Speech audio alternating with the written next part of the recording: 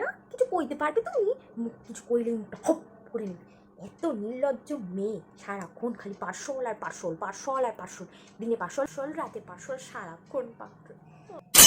বাপের বাড়িতে তো কিচ্ছুটি দেয়নি গো। না না, আমার কিছুই না, শুধু আমার ছেলেটা সব আমার বাবুর ঘাড় মোটকে করতে চেয়ে নিয়েছে। ভালো লাগে না। ঠিক আছে দিদি, পরে ফোন করবো। এই জ্বালার কথা আর কাকে কইবো, ওই তোমার এই কই রাখতেছি। মা, বলছিলাম যে এই প্লেট গ্লাস এই থালাগুলো কেমন হয়েছে বলুন না মা। দেখো এবার কত খসালে আমার বাবুর।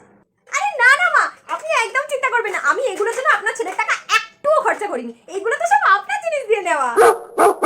আরে বুঝতে পারছেন না, আপনি তো কালকে কাকে ফোনে বলছিলেন যে আমি নাকি শুধু আপনার ছেলের টাকা খরচা করি, নিজের বাপের বাড়ি থেকে কিচ্ছু আনিনি, সব আপনার ছেলের দেওয়া। তাহলে আমি ভাবলাম আমি তো নির্লজ্জ, তাই আপনি কেন নির্লজ্জ হয়ে থাকবেন বলুন? তাই আমি আপনার আলমারি থেকে সব জামা কাপড় যেগুলো বাবা আপনাকে কিনে দিয়েছে সেই জামা কাপড়গুলো নিয়ে বেঁচে দিয়েছি, আর এই বাসনগুলো নিয়ে এসেছি। বলুন আমি কেমন বুদ্ধিমান? আরে আপনি তো সিরিয়াসলি নিলেন না, আমি তো মজা করছিলাম। চা খাবেন? নতুন গ্লাসে চা বানিয়ে